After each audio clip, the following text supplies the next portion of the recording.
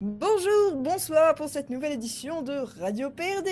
Aujourd'hui, nous sommes donc avec Insomnia, avec du coup Samix Bonsoir. et moi-même, El Tomate Mascarado. Aujourd'hui, du coup, nous avons 3 chroniques, vu que nous sommes 3 chroniqueurs. Et nous allons commencer par Insomnia, qui va parler d'un débat qui sont les fiches de liens et de RP sont-elles encore pertinentes? Merci Tobette. Ce soir, nous allons tous ensemble un petit peu revoir le débat proposé par Adamantium en novembre sur est-ce que les fiches de lien et les fiches de RP sont-elles aujourd'hui pertinentes. Adamantium m'avait un peu expliqué qu'aujourd'hui, c'est vrai que quand on se promène sur un forum, on a tendance à aller voir un peu le nombre de personnes qu'il y a, les présentations, les RP, tout ça. Mais généralement, les fiches de lien, c'est un peu plus compliqué. Et surtout, quand on est inscrit sur le dit forum en question, on remarque qu'elles sont rarement mises à jour, voire même très très rarement postées. Enfin, les gens le postent avec +1, mesdames, messieurs, et on s'arrête là. Et généralement, même après un an d'ancienneté, parfois, chez certains joueurs, la fiche n'est jamais postée, voire jamais mise à jour. Donc, elle demandait en fait dans les... Je plaide coupable.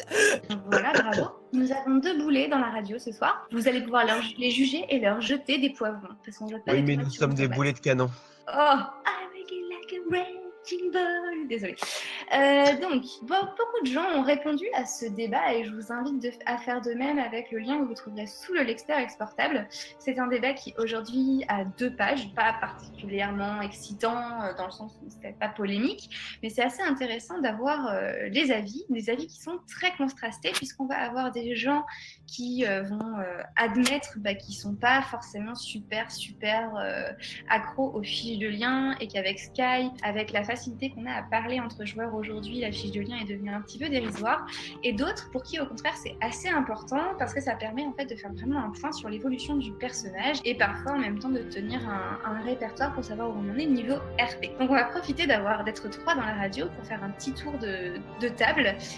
J'ai cru comprendre du coup Tomate et Samix que vous n'êtes pas très accro aux fiches de lien. Alors, effectivement, je fais partie de ces personnes qui mettent 500 ans à mettre leur fiche à jour. C'est-à-dire que je pense que la dernière fois que j'ai fait une mise à jour sur une fiche de lien sur personnages les moins récents, je pense que ça date bien de 6 mois. Hein. Je veux dire, il y a eu de l'eau qui a tant de couler sous les ponts. Tout simplement, je pense que j'ai pas pris cette habitude parce que moi, j'ai commencé sur un RPG qui n'avait ni fiche de lien, qui n'avait pas de fiche de lien, qui a simplement un répertoire de RP et qui n'était pas obligatoire, tout simplement. Donc, chacun faisait sa popote un peu comme on voulait. Et en fait, il y avait beaucoup de RP libre. C'est un petit peu comme à l'ancienne. Et si on voulait vraiment des liens plus développés, on passait beaucoup par les MP, voire la CB. Même si du coup, il n'y avait pas... J'ai jamais, je pense, le Skype d'une autre personne que l'admin. Mais effectivement, on passait par d'autres systèmes annexes et ça marchait très très bien. Donc quand je suis arrivée un petit peu sur un RPG qui lui avait vraiment des fiches de liens, j'ai pas posté tout de suite parce que j'ai mis du temps à comprendre à quoi ça servait vraiment.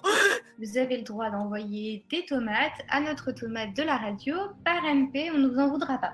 Samix, est-ce que tu peux nous parler un petit peu de ton expérience fiche de lien, fiche de RP sur forum? Alors, comment dire que moi je trouve que c'est assez utile, mais moi je mets jamais à jour les miennes en fait. Enfin voilà. Je veux dire, je vais poster ma fiche de lien souvent dans le sous-forum qui est dédié aux fiches de lien, mais souvent je mets pas à jour, ou alors je mets à jour au début, puis après, comme je suis hyper actif dans le RP, j'ai tellement de liens qu'en fait j'ai la flemme de mettre à jour. Alors après, du coup, tous les liens importants que j'ai, je m'en souviens de tête en général. Donc soit je les ai fait via des RP, soit j'ai fait après, soit via Skype, soit Discord, soit en MP pour voir tout ça. Donc moi je pense que les fiches de lien ont quand même une utilité. Après du coup, c'est tellement parti dans des belles fiches de lien avec un super codage et tout qui est presque compliqué. Du coup, moi en général, quand j'ai une fiche de lien à jour, c'est que je me suis pas cassé la tête, j'ai mis le nom du personnage, j'ai mis une base de liens et puis c'est tout. Mais après voilà, moi je pense que quand même les fiches de lien, les fiches du RP sont quand même assez utiles dans l'ensemble, même si je suis absolument pas exemplaire à ce niveau. Moi, pareil, je dirais pas que c'est inutile, au contraire, c'est assez, franchement, dans l'ensemble. Notamment quand on arrive et qu'il y a beaucoup de personnes sur un forum, c'est plus pratique d'aller voir directement les fiches de lien où il y a vraiment simplement un résumé du personnage que de lire toutes les fiches des personnages qui ont l'air intéressants. Du coup, ça permet de peut-être avoir plus rapidement une idée du personnage, même s'il est plus sommaire que si on avait lu toute la fiche, et d'éventuellement commencer déjà à construire des liens avec le joueur, même si c'est par MP ou par un autre canal, quoi, la CB ou Discord ou Skype. Donc ça Alors, reste quand même assez utile et je comprends le Ok, merci à tous les deux. Moi, c'est tout à fait le contraire. Moi, je suis une serial fiche de liens. Je suis capable d'y passer 1 heure. J'adore faire mes fiches de liens, les mettre à jour, chercher des gifs, tout ça. C'est vraiment mon dada. Je crois que les 3/4 de mes fiches de liens sont à jour aujourd'hui. Ouais, les 3/4 parce qu'en fait, il y en a une qu'il faut que je mette à jour. Il y a eu beaucoup d'évolutions dans mon perso, beaucoup de suppressions. Bref, voilà, j'ai pas tous mes personnages qui sont à jour, mais presque. Et moi, c'est vrai que j'ai du mal avec les gens qui ne mettent pas à jour leurs fiches. Déjà parce qu'on ne sait pas comment ils ont saisi, comment ils se sont appropriés le lien qu'on a créé ensemble. Et ensuite, parce que quand t'arrives, tu sais pas. Enfin, moi, je sais que j'ai été assez traumatisée par des gens qui me mettaient dans leur fiche. C'est pas la peine d'écrire sur ma fiche si vous n'avez pas d'idée de lien. Donc, j'essaie de venir toujours avec des idées. Et c'est vrai que, quand c'est des idées un peu bateau, parce que voilà, c'est juste pour se créer des liens. On vient d'arriver sur le forum, on cherche des liens, mais genre, je sais pas, mais même ton voisin, j'accepte de l'être. Ben voilà, quoi. Le mec, il a déjà 10 voisins, ça sert à rien d'en faire un 11e, quoi. Donc, c'est un peu compliqué d'arriver en proposant des liens originaux quand une personne n'a pas rempli sa fiche.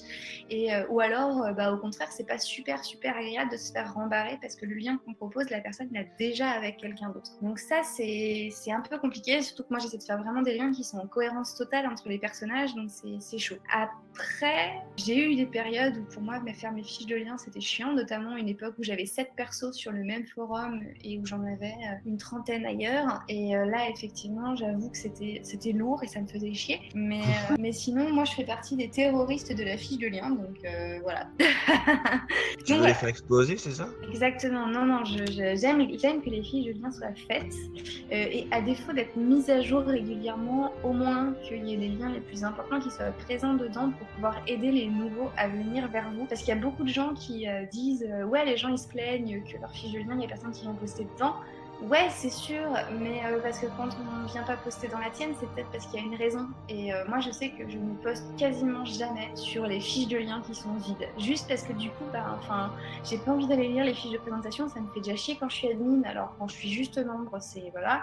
Je vais pas lire les fiches de présentation, c'est pas bien, mais voilà, je préfère. Non, mais c'est pas ça, c'est que je préfère. Enfin, si tu veux, quand tu fais ta fiche de ligne, il y a un effort de synthèse de ton personnage.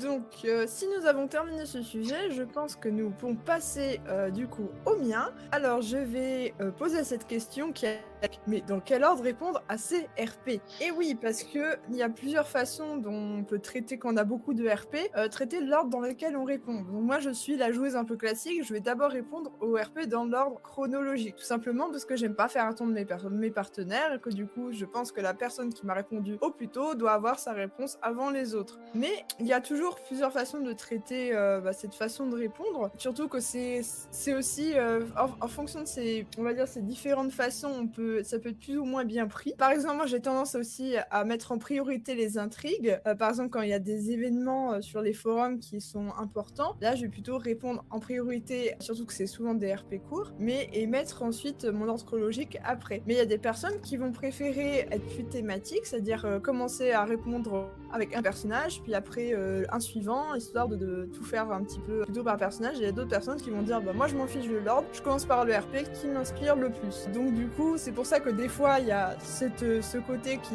déplaît, c'est qu'il y a des gens qui vont répondre à leurs liens importants avant les intrigues. Et c'est vrai que selon le type de forum sur lequel on est, ça peut être problématique. C'est-à-dire qu'il y a des gens qui, s'ils sont sur un forum, on va dire, où les intrigues sont importantes et que là c'est un RP qui est important et que ça bloque son personnage parce que la personne se retrouve avec un RP qui n'inspire pas, effectivement ça peut être assez mal pris sur la longueur. Donc effectivement faut savoir trouver un certain équilibre. Et donc c'est pour ça que je demandais aux chroniqueurs, vous, comment vous répondez à vos RP? Est-ce que vous marchez à inspiration? Est-ce que vous êtes plutôt chronologique? Est-ce que vous êtes plutôt par personnage? Alors, pour ma part, c'est un peu aléatoire. C'est-à-dire que j'ai beaucoup fonctionné, inspiration, tout ça, tout en essayant de garder le plus possible les temps de réponse, parce qu'à l'époque, je faisais des RP très lentement et les gens me répondaient, mis à part Sylvain, mis à part Samix, très lentement. Donc ça allait, je trouvais un rythme. Là, aujourd'hui, je réponds beaucoup plus vite et j'ai des personnages personnages. Des partenaires qui sont très rapides aussi, donc c'est vrai que j'essaie de faire dans l'ordre des réponses. Après, effectivement, enfin généralement, je me sens plus inspirée. Enfin, par exemple, quand je prends un scénario, forcément, je me sens plus inspirée par un RP où je sais que ça va faire de l'évolution du lien et de l'évolution du personnage qu'un RP bateau d'instauration d'un lien. Enfin, pour moi, c'est plus... Voilà. Donc, je sais que, par exemple, sur Dracarys, j'ai tendance à beaucoup plus, quand je joue sous Marjorie, j'ai tendance à plus répondre à son lien love plus vite que à d'autres. Ce qui est pas forcément bien, mais bon, bah après, il m'inspire plus, donc je suis désolée. Et par contre, les événements, j'essaie de faire en sorte qu'ils priment un peu sur tout le reste, parce que j'ai pas... Sur les trucs de groupe, voilà, j'ai vraiment des notifications qui me disent quand la personne avant moi a posté pour pas faire attendre. Et sur les événements, bah, pour essayer de, voilà, de faire évoluer le truc et tout, parce que c'est connu, les événements qui plongent parce qu'on attend X ou Y. Donc voilà, je fonctionne un peu aux deux. J'essaie de faire par ordre de réponse, mais il y a des moments, quand j'ai pas trop la foi, j'essaie de répondre. Enfin, que j'ai quand même envie de RP, je fais en fonction de comment ça m'inspire. Alors, moi, je vais faire plutôt par ordre chronologique, mais après, si par exemple, je réponds à mon plus vieux RP, mais si c'est avec un personnage où j'ai par exemple 3 RP à faire, et ben... je vais avoir tendance à faire tous les RP avec ce personnage. Vu que je suis dans la tête de ce personnage, je me dis autant faire tous les RP avec ce personnage. Après, quand j'inscris mes personnages à des événements, à des intrigues, en général, voilà, c'est des RP courts, il faut répondre assez rapidement. Donc ça, c'est des RP que je vais souvent privilégier sur les RP duo, trio. Donc moi, en général, ce que je fais, c'est que j'essaie de le faire par ordre chronologique. Donc le plus vieux reçoit une réponse en premier. Mais si par exemple j'ai 3-4 RP à faire avec ce personnage-là, je vais faire tous les personnages d'un coup. Comme je suis sur pas mal de forums, si par exemple sur ce forum-là j'ai 3 personnages, je vais rester dans l'univers de ce forum, même si après mes autres personnages ont eu des réponses un peu plus récentes. Donc voilà, j'essaye de faire un petit peu, disons, par ordre chronologique, par personnage et par thème. Donc voilà, moi je suis peut-être un petit peu particulier, mais voilà, c'est chronologie, après c'est les personnages, et après ça va être l'univers. Du coup sur le forum, si sur le forum j'ai 3 personnages, je vais d'abord répondre sur ce forum, après un autre forum et ainsi de suite. Donc en fait, je pense que de toute façon, chacun a un petit peu son organisation propre, même si je pense qu'il y a des gens qui RP, donc ils vont être un petit peu plus similaires dans ce cas. Donc je pense qu'en fait, chaque organisation se vaut dans la limite où on ne retarde pas un personnage. Je pense qu'on ne retarde pas trop un partenaire. Je pense que c'est la moindre des politesses, enfin, à mon sens. Je suis d'accord. Oui, c'est sûr, faut pas faire... Enfin, moi j'essaie de répondre assez rapidement, donc faut pas faire trop attendre les gens, c'est sûr. Bah, sur ça, je pense qu'on est tous d'accord, parce qu'on n'aime pas recevoir des réponses 2 mois après, alors qu'on voit que la personne, elle a répondu à 10 RP avant, tout simplement.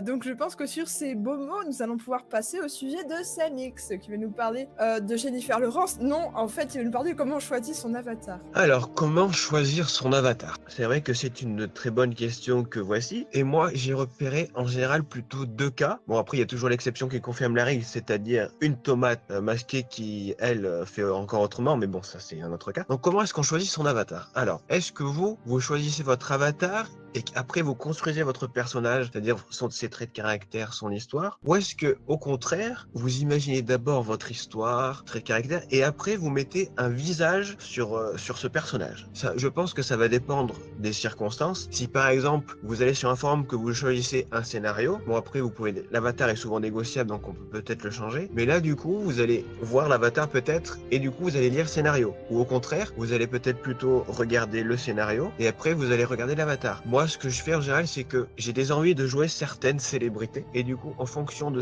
ça, et ben selon le forum je vais leur faire une petite histoire et tout ça. Certains joueurs c'est l'inverse, s'ils n'ont pas imaginé complètement l'histoire ou en grande partie l'histoire du personnage, et ben ils pourront pas choisir d'avatar. Et puis donc nous avons El Tomate Mascarado qui elle a une connaissance avataresque, ça existe ça avatar, enfin, qui connaît pas spécialement beaucoup d'avatars, et qui du coup elle va demander aux autres, tiens je fais faire ça et ça comme idée, tu mettrais quoi comme avatar? Et du coup on tombe avec des avatars pas connus comme des chanteuses finlandaises, je crois que c'est ça. Oui, c'est ça. En fait, j'ai un personnage qui est une... Non, ça, c'est par contre, c'est moi qui l'ai choisi parce que j'aimais beaucoup...